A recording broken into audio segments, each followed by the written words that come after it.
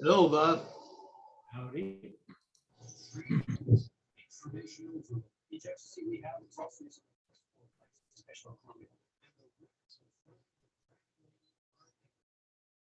Isn't the hardest part to find out the Mythbusters are being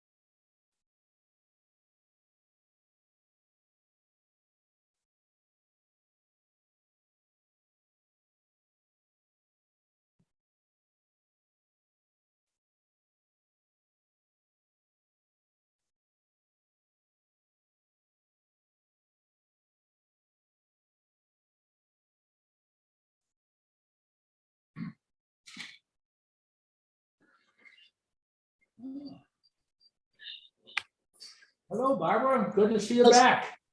I'm still at Town and Country. Oh, you are? Okay.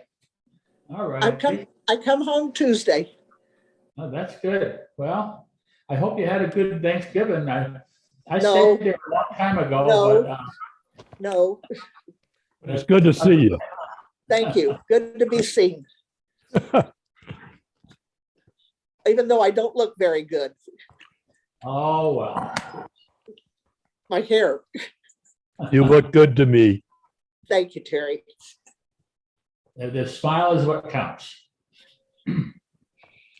All in the perception of the eye. When do you leave, Terry? Tuesday morning. Tuesday. With luck, I come back. We hope so. I like where Bob is sitting in front of. Oh, so what am I? These are shots that you get off the web at a subscription site. Let's see what I can't remember the name of it now. I like it because you can get all kinds of photographs, and you can if you want to play around with Photoshop, you can put people in different places and so forth. And so that's what that's all about. But I can't remember the name of it off the top of my head. And I've used it quite a while. So Barbara, when did you get back? I'm not back. I'm still at Town and Country. Are you on your phone? I'm on my iPad. Okay. You missed our power outage. We had a power outage here Oh, you did? oh, Oh, about you really? didn't miss it. about 2 o'clock in the morning. Ours was at 3:10. Well, that might have been here too. Okay. They finally figured out though with the power outage that I didn't have any oxygen. Yeah. It took a little while. Oh. So did they provide you with some They had a generator and they hooked it to a generator. power generator?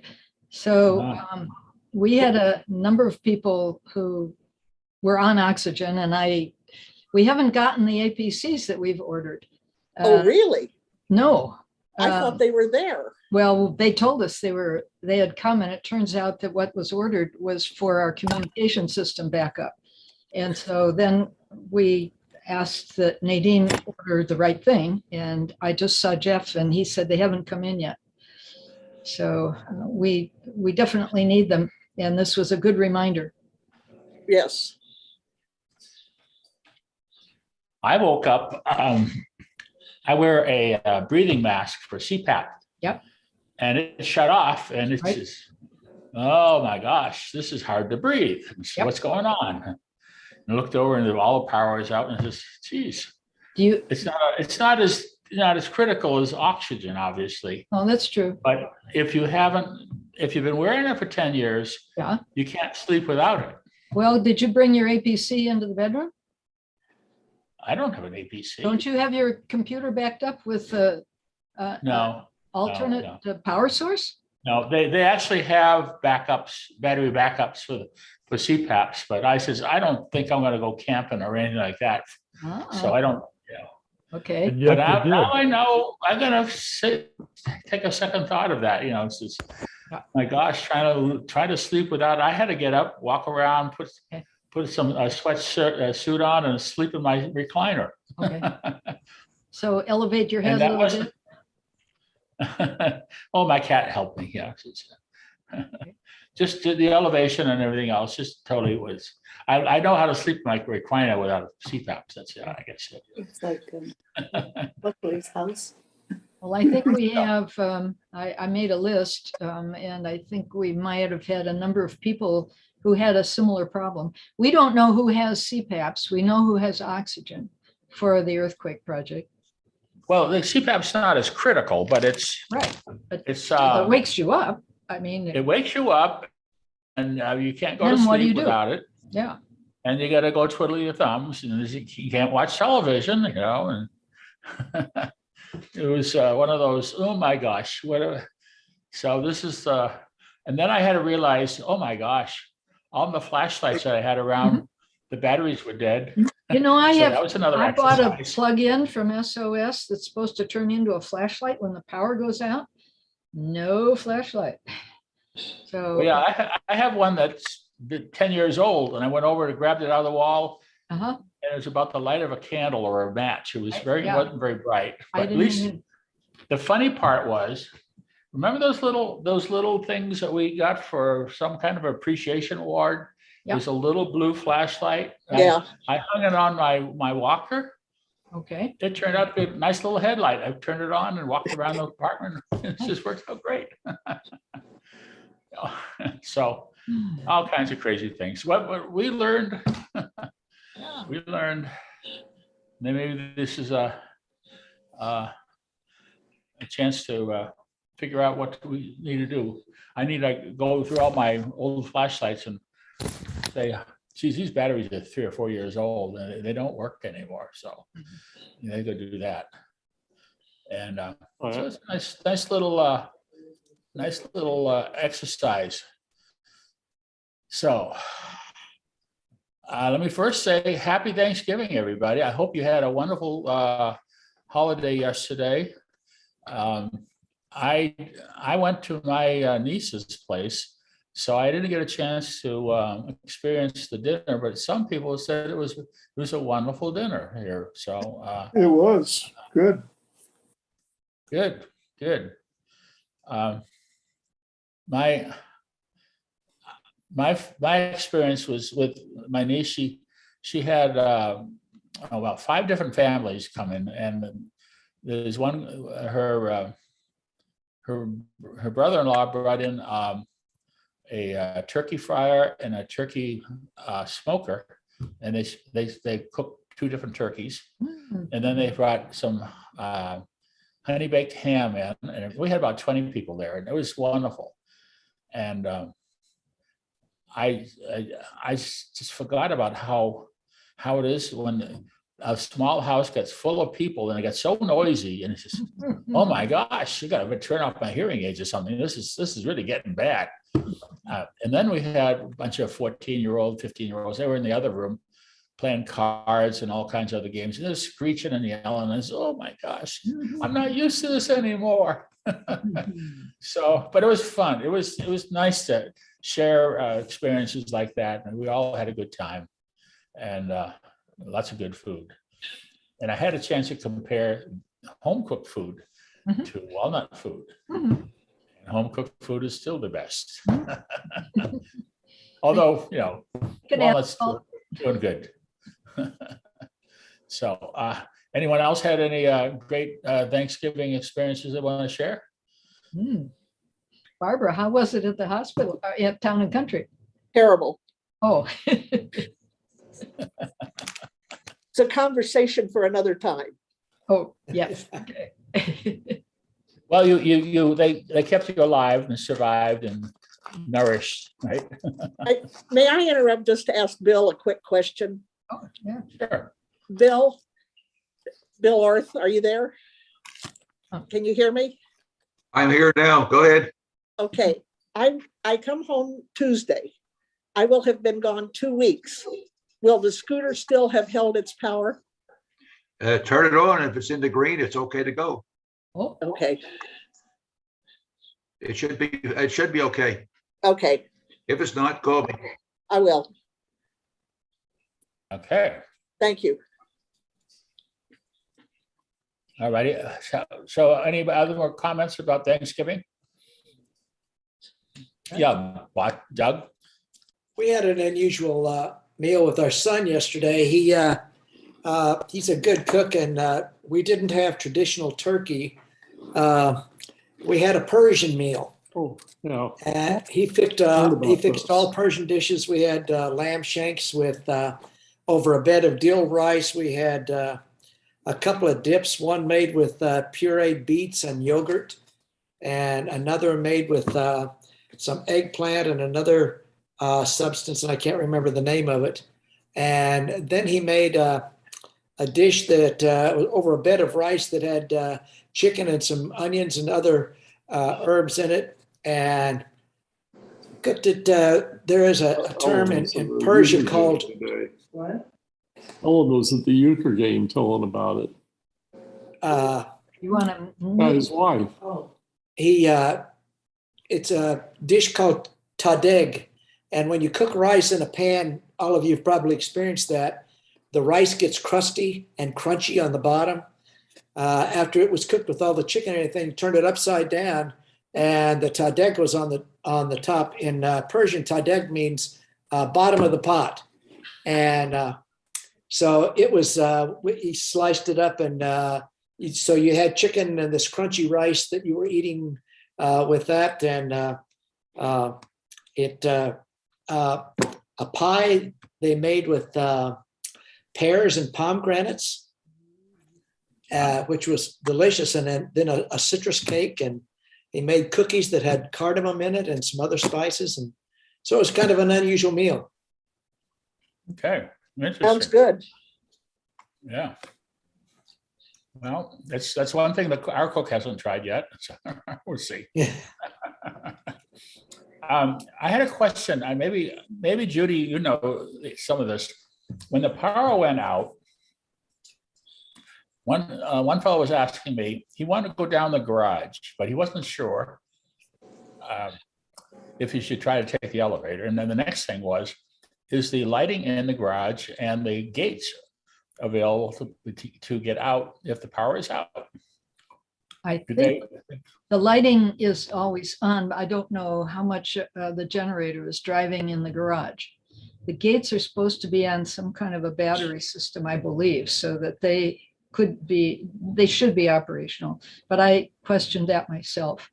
The elevator that has power from the generator is number 4, and that's behind the kitchen. If you know where the 2 pairs of elevators are in the back. Yeah. So it's the one to the south. And so I got a call at 6:30 this morning. Are the elevators working? Not this morning, yesterday morning. Are the elevators working? I have to take my dog out. Is that in your job description, Judy? No. So yes, but I am concerned about the folks who had CPAPs and oxygen who may not have had backup batteries and were awakened when the air stopped. So I'm thinking we need to push to get the backups. And then if we had gotten them here, I don't know if we had enough staff to deliver them. So that's something we'll need to talk about at our next meeting. Well, I think they're less critical. But it's probably the best thing is a recommendation that, because all the CPAP generators are different. And I know I got an ad for mine about a year ago. It was about a $80 type of an investment for a battery backup. And I says, well, I don't know if I'll ever use it, so I'll just think about it. So, Well, and my son more- uses it, but it's totally different. Yeah, we're more concerned about oxygen than CPAP. Right, I understand. And that's true, because it's a lot more critical. The CPAP, we can just lose a little sleep, that's all. That's all. All righty. So the garage lighting is, I mean, the gates are, I guess a question we need to, get a little more definition on something like that, so. So Barbara, yeah. I did see, and Judy thinks that the gates are on a separate generator or something. I did see something on the news last night of a woman up in Thousand Oaks or up around there who had a gate across her yard. Mhm. And when the power went out, the gate would not open. Okay, yeah. And if that was a home unit, they may have opted not Right. when they purchased it. But I can't imagine that we would be locked in here. Well, the newspaper vendor came in and dropped off his newspapers before the power came back on Thursday morning, so. Through the front gate. From the front gate, yes. So no problem there. That means they were able to open it for him. Yeah, however that works, I don't know, yeah. But I guess, a little more detail on some of these procedures would be helpful. And maybe Teresa could fill all the details in for us. So. Well, today's Black Friday. Is everybody taking advantage of all the Black Friday deals? Nope. A little bit Uh, on Thursday, or, yeah. Well, they started, who knows how long ago. Well, now they got TVs, laptops, phones, iPads, and all kinds of other deals. My daughter says, hey, take advantage of Hulu. It's usually $7 a month. Right now, for the next 12 months, it's 99 cents a month. You want to subscribe to Hulu. It's sort of like the alternative to Netflix. If you want to look at all the details of the high-end things, all the different TVs and stuff, I would recommend looking at tomsguide.com. I'll put that in the chat because it's sort of like a consumer's report, and I've found it very helpful.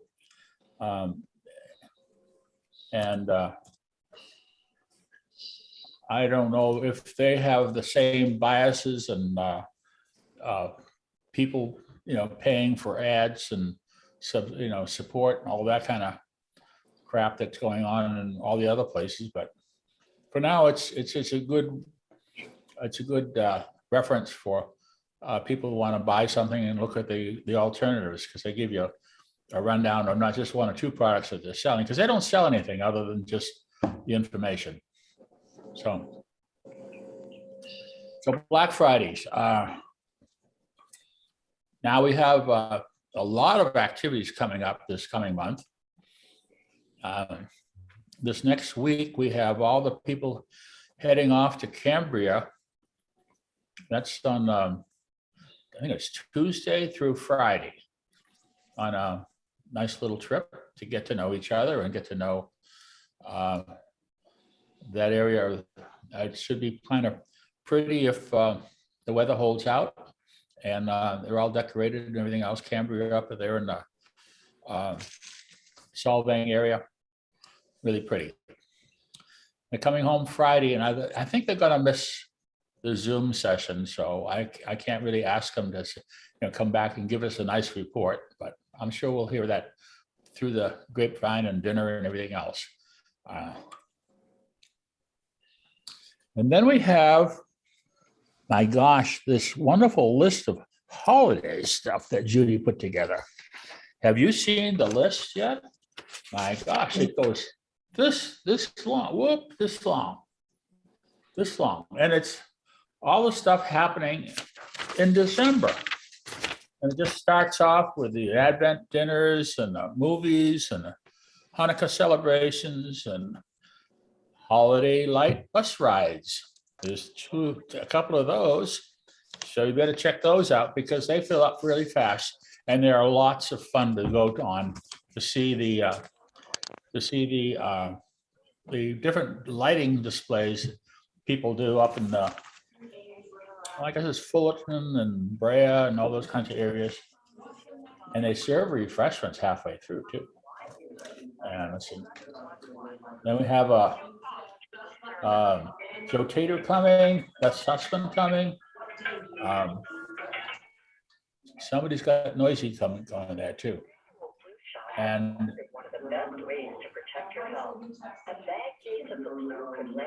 who is that? Somebody's got the TV going. I think Don is not muted. There we go. Got you, Don. All right, so a lot of different things. Take a look at this list, and I'm sure you're going to have to look at for the signups because a lot of these things got full up.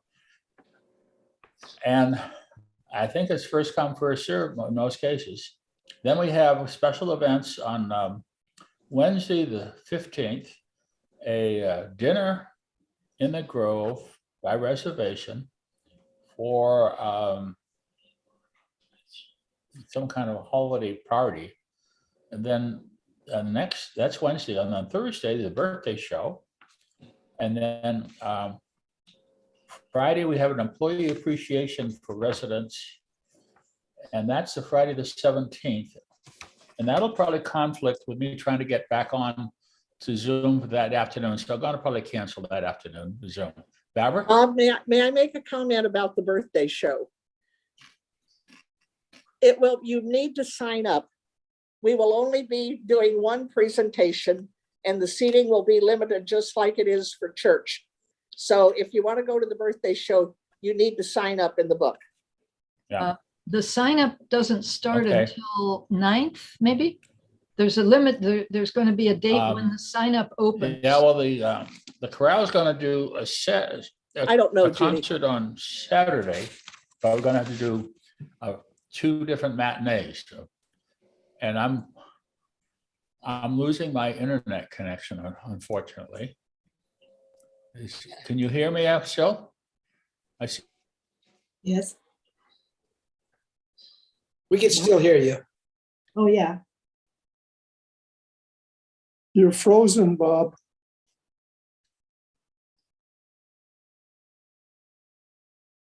He's going to come back in.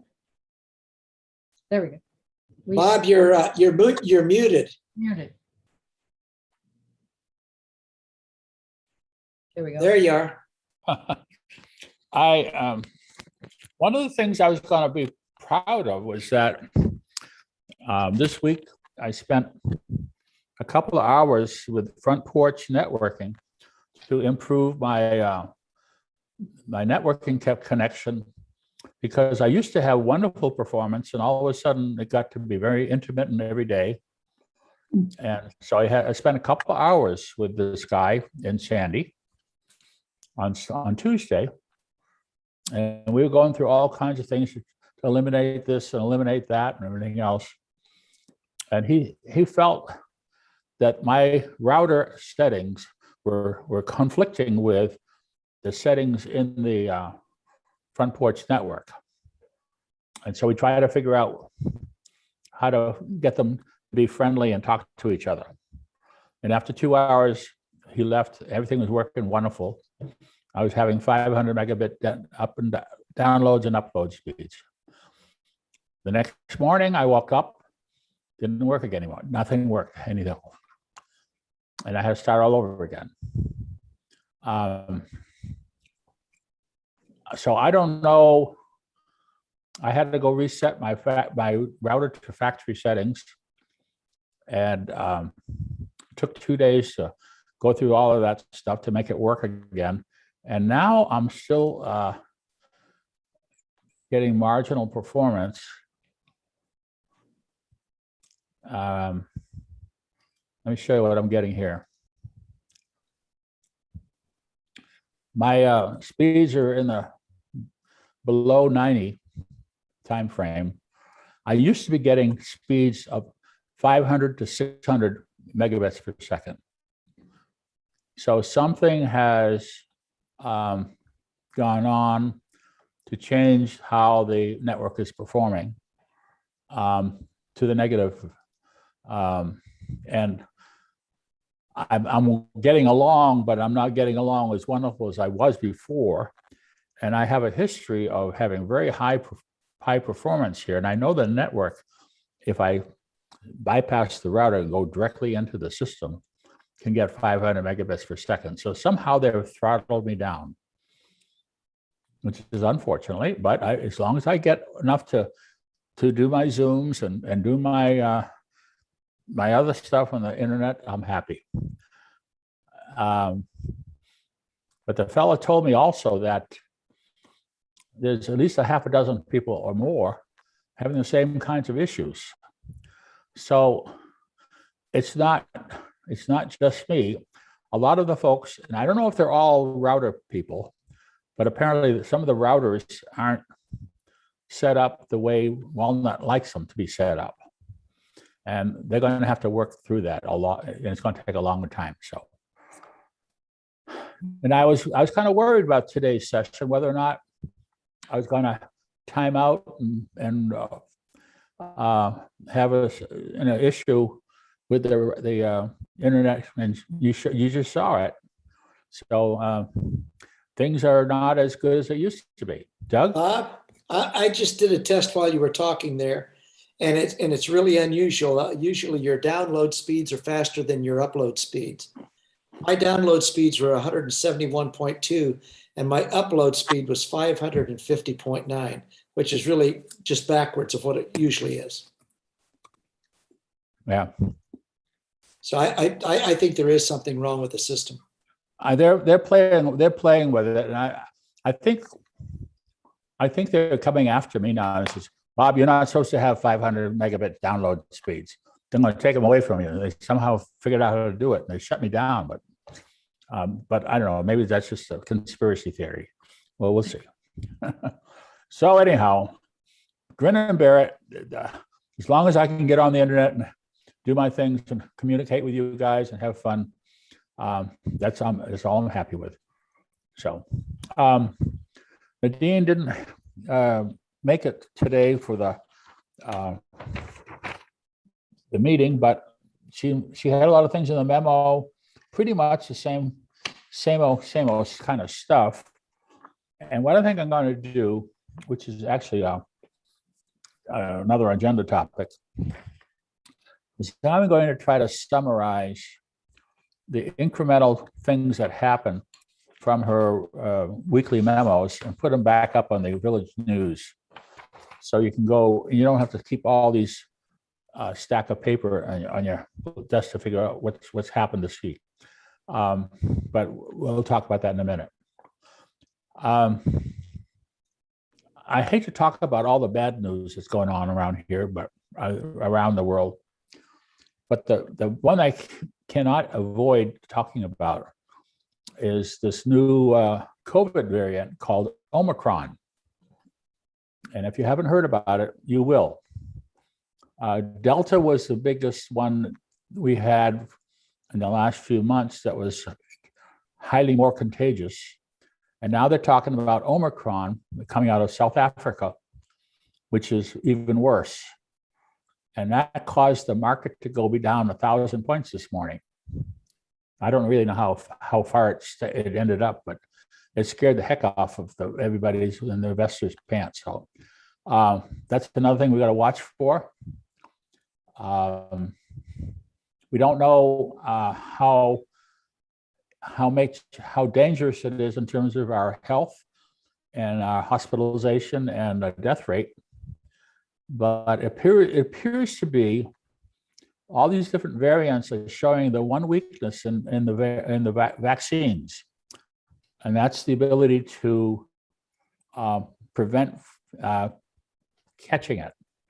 The vaccines can protect your health, but they can't protect you from catching the vaccine, either the COVID, and transmitting it to others. The sad part of that, if you think forward, is we're going to probably be wearing masks for another year or two. The vaccines haven't solved the transmission problem. And with more and more variants coming out, it appears that the transmission problem is contributing to the high case rates. And and the whole idea of herd immunity doesn't exist anymore. It's just not going to happen with the current set of protections and solutions that we have. We're going to have to come up with another solution before we can get there. It's a sad situation, but I've got some more information about that. I don't want to get into the details of it too much, but it seems to be evolving every day. Holland, Austria, and many parts of the UK are having riots right now because they don't want to accept the mandates. But in fact, the public health people are saying you have to do this because the case rates are higher than ever. And the only way they can protect people from transmitting it is with masks and lockdowns. And it's a sad case going into the holidays to hear this, but that's the reality of this whole thing. And now we have a new one that's just came out today in the news about South Africa with a new variant. So it's bad news. We don't know all the details, but once our Southern California people go through this, it doesn't look very optimistic that we're going to get rid of our masks in the near term. And that's going to be tough for our choir. Judy?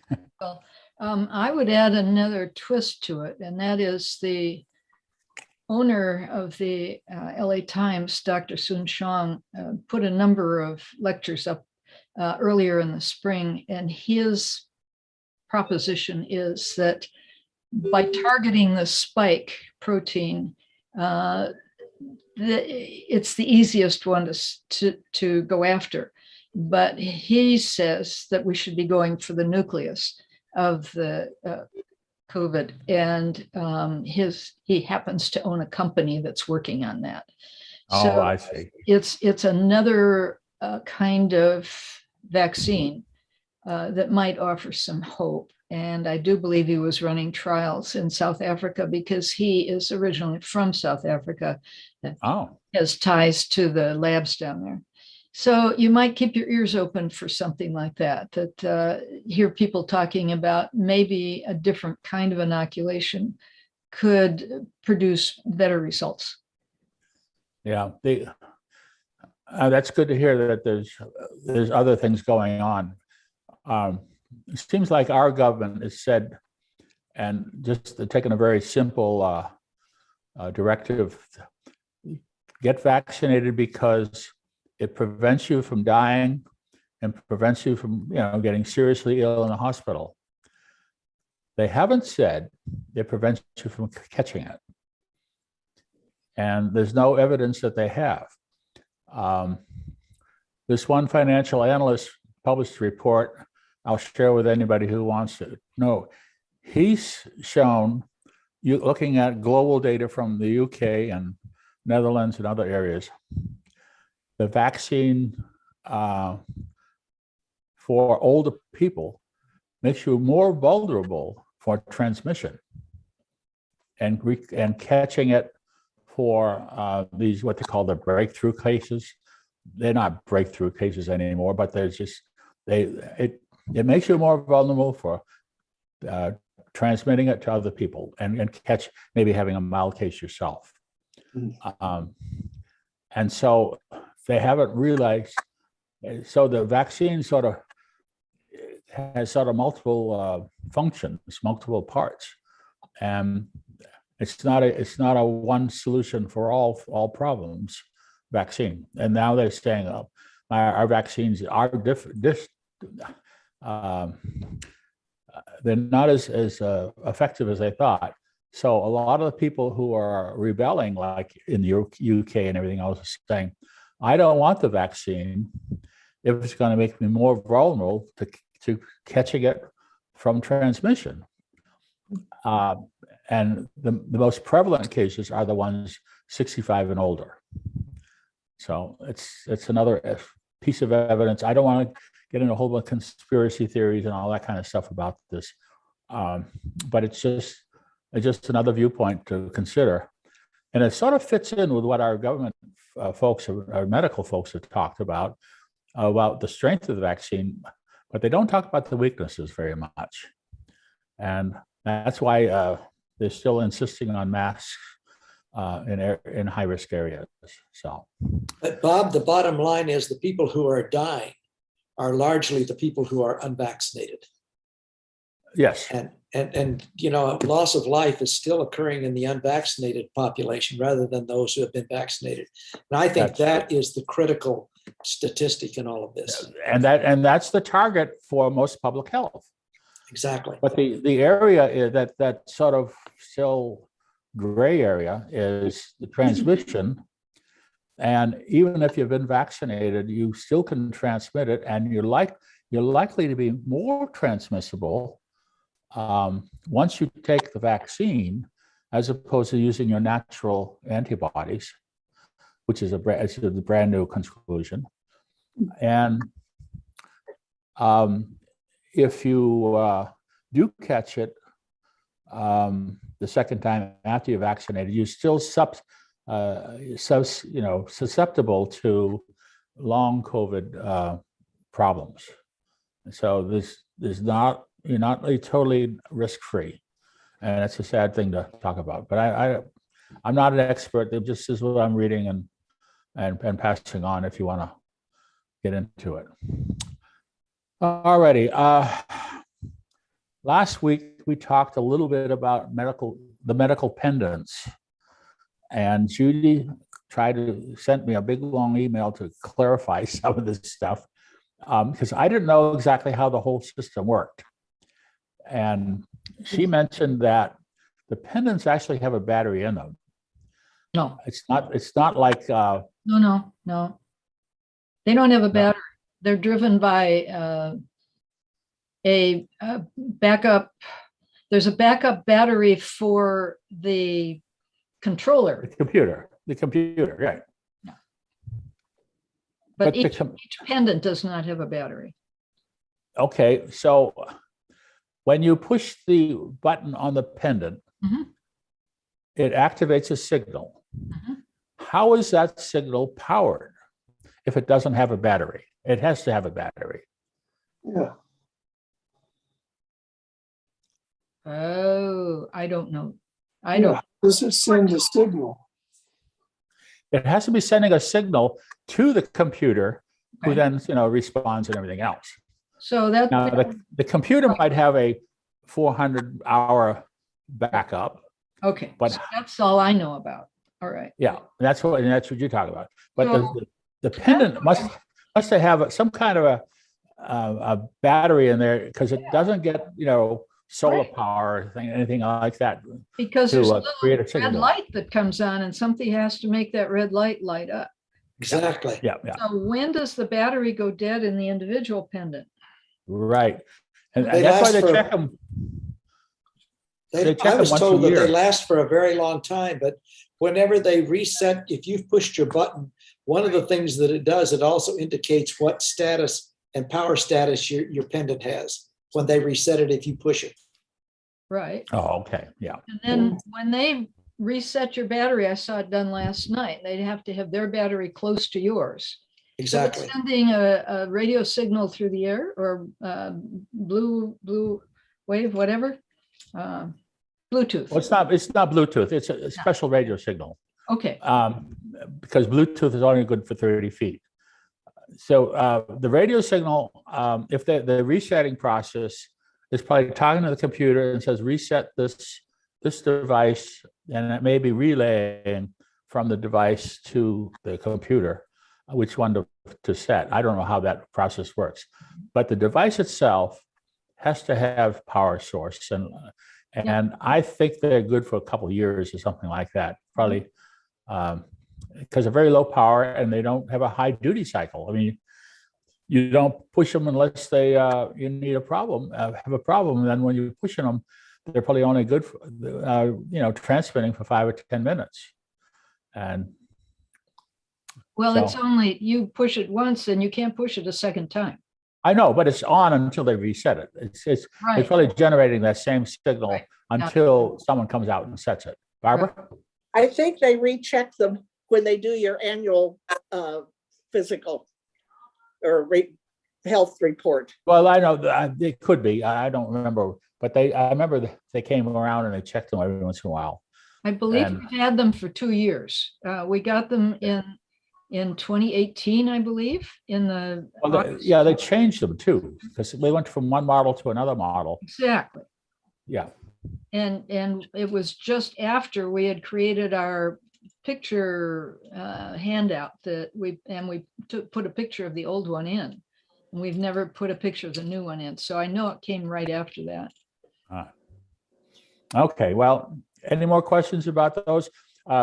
Judy wanted to also emphasize, don't use them if we have an emergency unless it's a medical emergency. That's right. Right. That's all. We are concerned that people will push their pendant in order to find out what's going on. And that's the wrong application for this device. We need another device to push them, talk to them. Maybe use Alexa or something. Some other The other device devices. is to stand in your doorway and ask your block captain what's Blow going your whistle. on, or blow your whistle if this isn't giving you, I mean, I shouldn't say that. Yeah, blow your whistle if your captain isn't close by. All righty. Okay. One of the things I was going to try to do is take a second look at the Village News. You remember the Village News? It was it's Sure. a blog, it's a website, it's villagenews.site.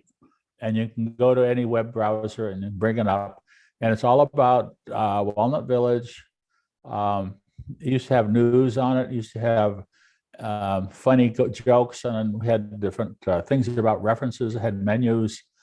It got to be too big of a job to maintain for the number of people who looked at it. So I'm trying to figure out how to salvage the best of it and put it back into service, because I notice there's a lot of things I'd like to see as a reference that's ready available without having to flip through all these memos that Nadine publishes. So I was thinking of maybe trying to put out, here's a reference of all the rules about masks, and here's a reference about the rules about this, that, and the other thing. And then on a weekly basis, sort of have an incremental log about what's changed and some of the other news that's in Nadine's memo. That's one concept. I don't know if people use it to look at the menus, but I used to put the menus in there, but I don't know if too many people use it. It requires extra scanning and work. So I'd like to get some feedback of folks. Do you remember? Let me bring it back to show you what the that whole thing looks like, if you don't remember. So we have, and I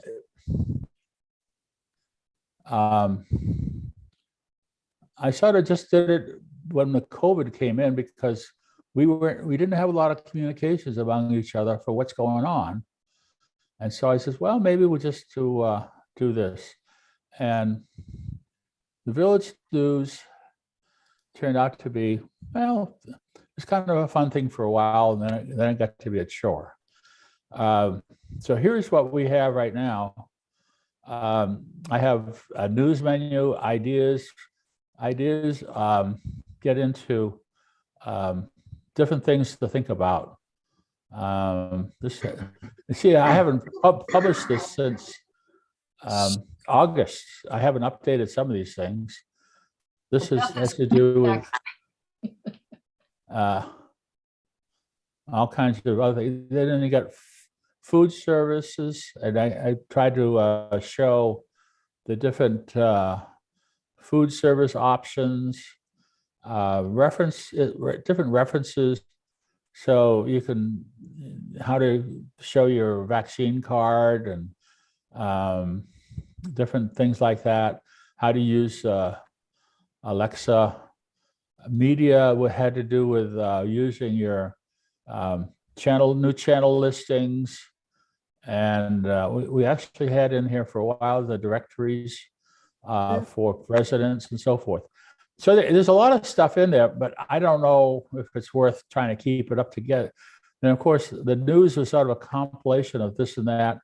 And you go down this column, you see August. These probably the last time I've shown this was in August of all these different kinds of things.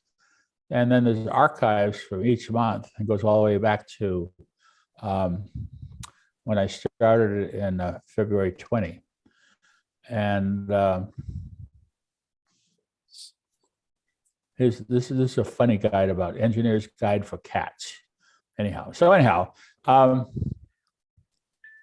if you have any ideas of what you'd like to see for me to keep or things that are missing, let me know. I'm going to be working over it the next 3 or 4 weeks or something like that. I'm not going to rush to it.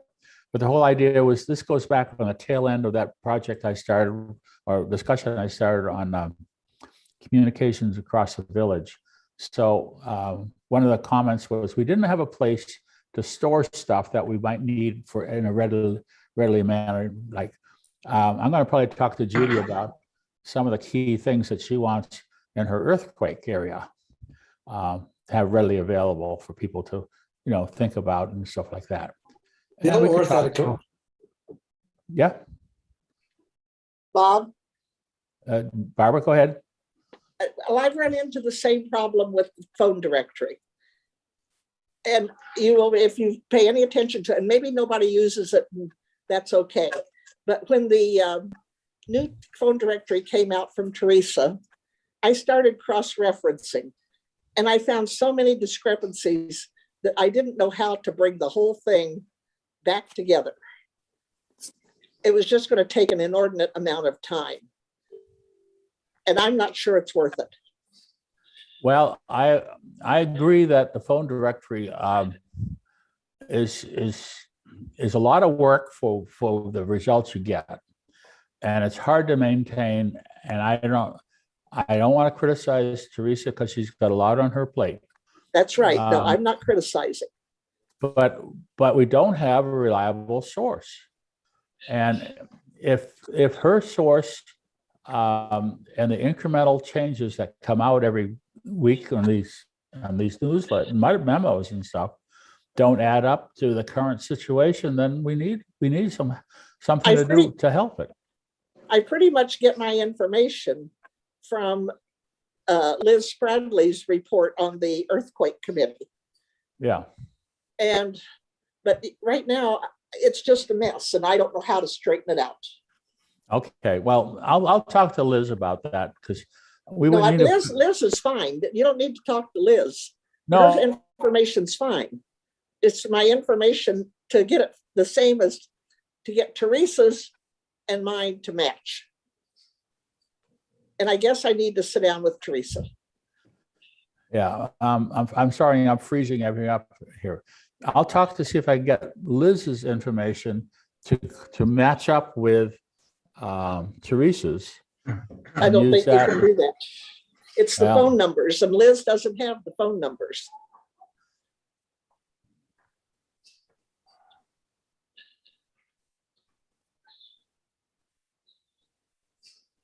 So I I'm think going we just lost Bob's audio. He's muted. people, Bob, you're muted. Coming back again, this is two dropouts in Yeah. one session here, so. so when people get a new phone number, Teresa doesn't have it. But maybe some of us do get it. Right. Okay. That's right, Judy. Well, maybe we can get some committee on the resident council or something to help sponsor it and gets more volunteers. You're muted. I don't know. You don't want too many Any idea? people, you don't want too many people involved in it. No, I agree. But we need to have someone who says, I'm gonna take that on and I'm gonna, work it. Don, what's your idea? I had a suggestion some time ago, and it's always shot down because it costs money. And in my opinion, some of these programs that cost money need to be addressed sooner or later because it gets nowhere other than worse. I suggested that we revise our telephone system to go by floor and apartment number. I don't care what your phone number is. I want to get your apartment and I don't care who answers the door. So I'm thinking if I wanted to call Bob Critchfield, I would dial 126 or whatever. I wanted to get Terry Taylor, I dial 384 or whatever it is. Get away from all these. Everybody in this building seems to have a whole different area code. When I look up a phone number that's got an area code that says Florida. San Bernardino or Florida, I think I got the wrong place. But people on their cell phones or even on their landlines retain their original number. So it's just, somebody's got to go sometime and bite the bullet. You have a good idea there, Don, but what it requires is a indexing system that cross-references to your actual phone system. So that if you said, I want to talk to Don Baldwin, I could go in there and it would find your number in some database. And then that database would then dial the number.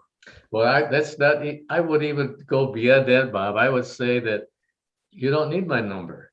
All you need is my name and my apartment number. And Well, I don't necessarily know your apartment. And so the apartment numbers change too. Some of these guys who migrating around and apartment numbers don't keep up to date either. But So- not as often as these numbers change. Yeah, well, I worked at a large factory, in a large facility.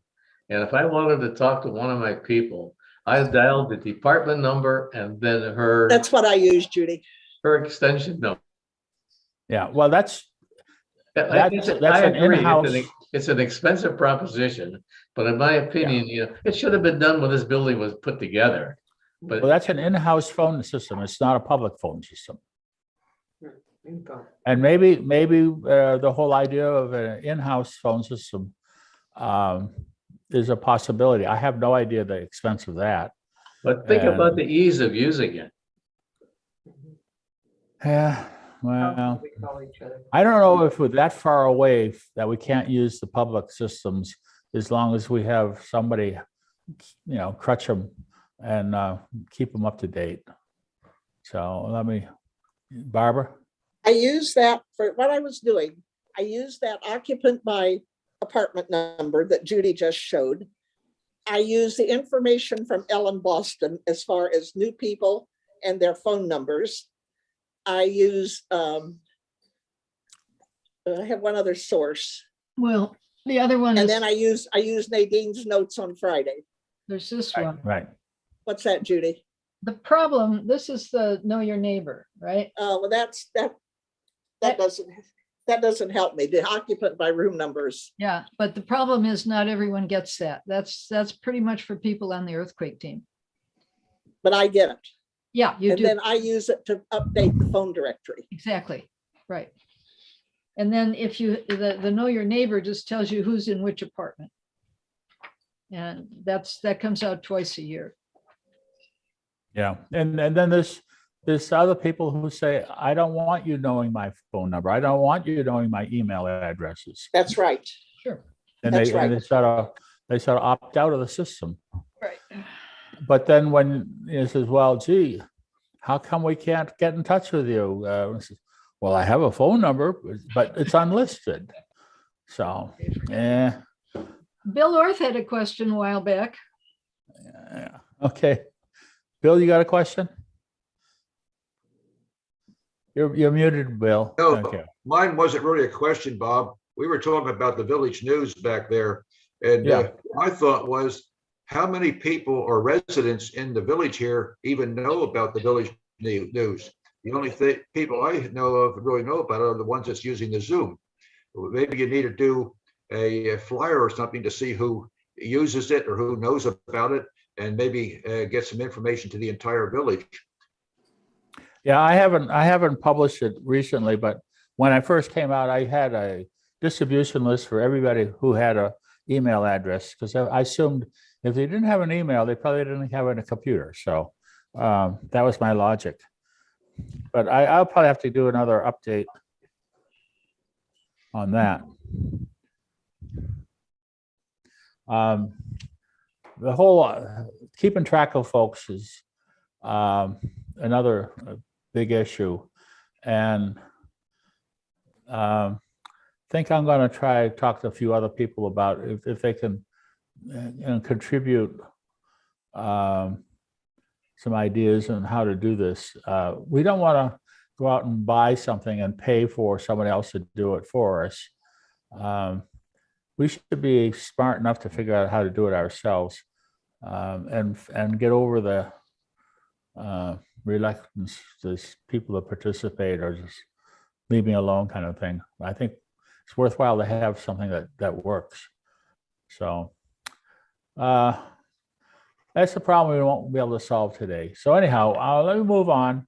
I was planning to show some fun videos today, and since we have a new birthday show and a chorale concert coming up, I wanted to show you a quick movie or video of what the two shows look like, and I've clipped out some stuff, and the video is about 14-15 minutes long.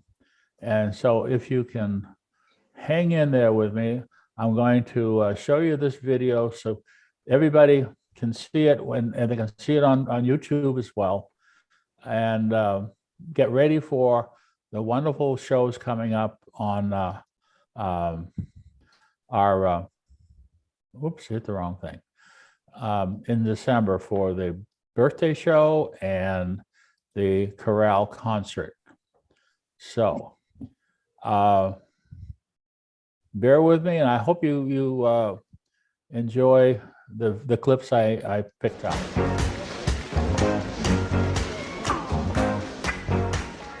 Today, there's a big crowd.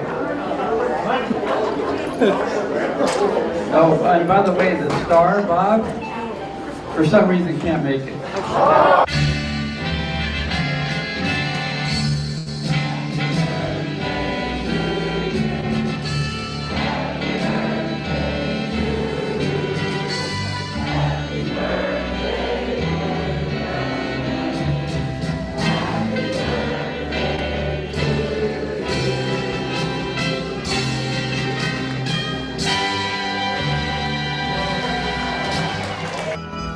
If someone stood up in a crowd and raised his voice Bob up way Franks out was the loud star of the and show. waved That's his arm and shook his tribute leg, to him. you'd notice something. If someone in the movie show yelled, "Fire!" This in is the all second lip row, syncing, this whole remember? place Lip is a sync. powder keg, you'd notice some. And even without clucking like a hen, everyone gets noticed now and then. Unless, of course, that personage should be invisible, inconsequential.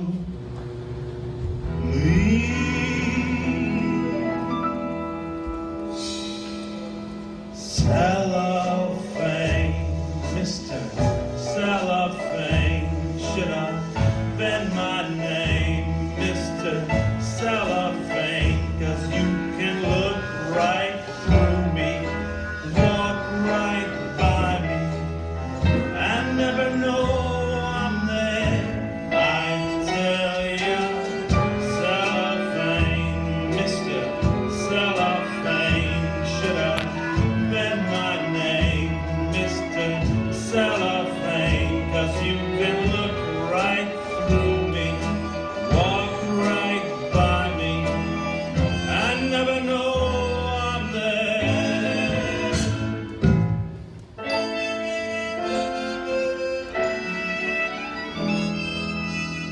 Suppose you was a little cat residing in a person's flat who fed you fish and scratched your ears. You'd notice him. Suppose you was a woman wed and sleeping in a double bed beside one man for 7 years. You'd notice him. A human being's made of more than air. With all that bulk, you're bound to see him there. Unless that human being next to you is unimpressive, undistinguished, you know.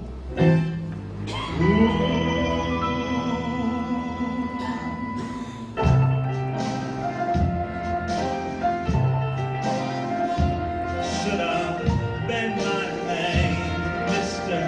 Cellophane, 'cause you can look right through me, walk right by me, and never know I'm there. I said, dear Cellophane, Mr.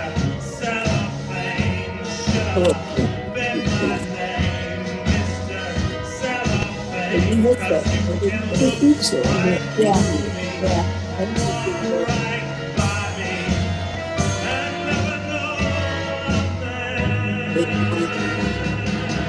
Never even know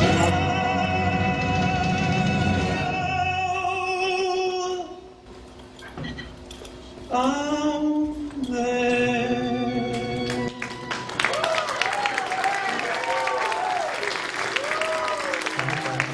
Too much of your time.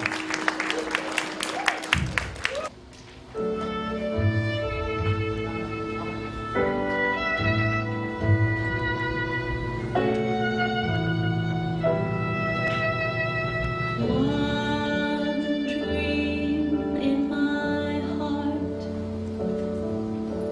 one love to be living for, one love to be living for.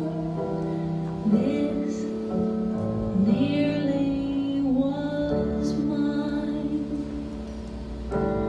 One man for my dream, one partner in paradise. This promise of paradise, this nearly was mine. Close to my heart he came, only to fly away, only to fly as day flies from moonlight.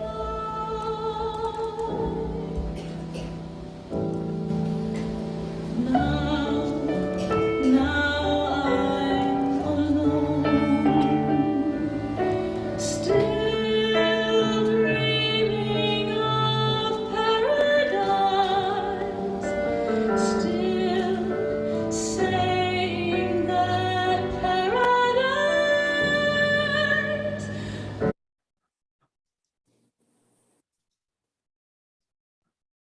Sorry. Once nearly was mine, so clear and deep are my fancy,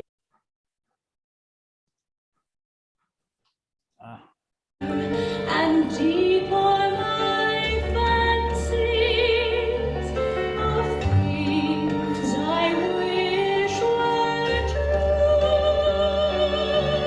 I'll keep remembering evenings I wish I'd spent with you. I'll keep remembering kisses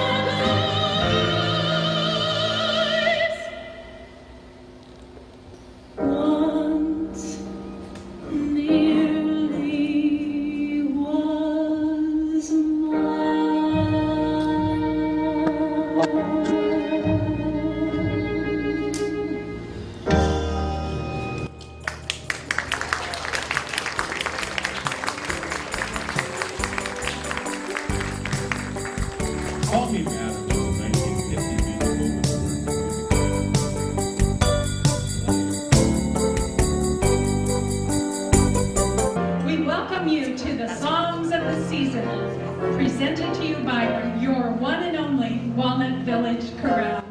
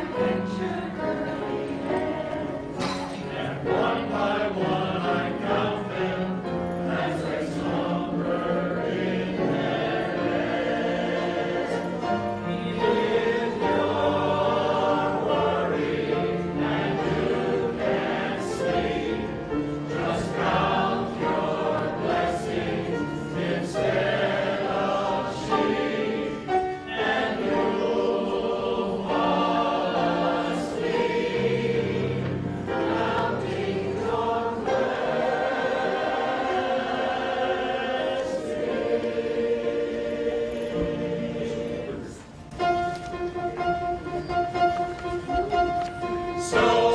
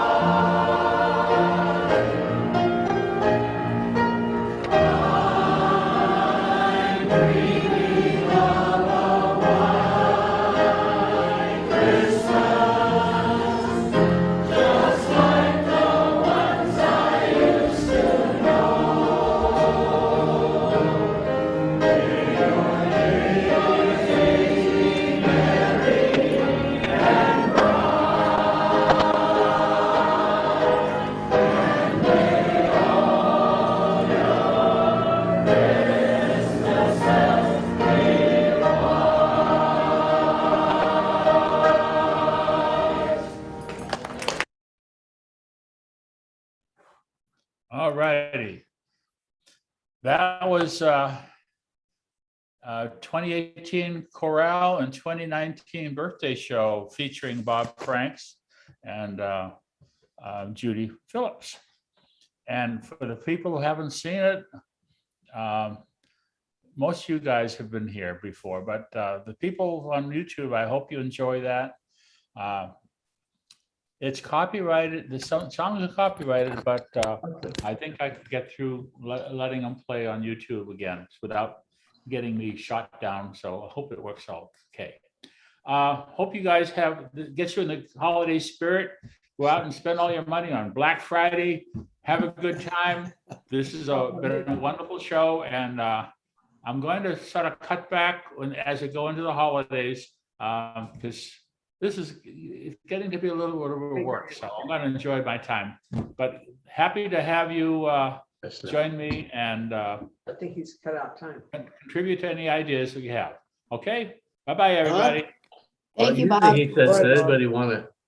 Yeah. Okay, Don, yes. Oh, there, go, done. Don? I did. A couple of weeks ago, I went on the hearing aid program. Oh, yes, And I want- yes, yes. Yeah. And I want to tell you that there's a lot of us in this facility who wear hearing aids. I want to tell you that Bob Grishfield did a hell of a job searching out some of the stuff that he submitted.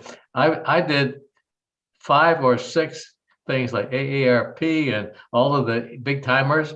And the amazing thing is that nobody knows nothing about this stuff. It's Beansville. So I sent it to Nadine and I said, let's get with the Front Porch and then we'll find out how can we we got 53 facilities here. How can we maybe get a group together and say, I don't want to pay $7,000 for my next set of hearing aids.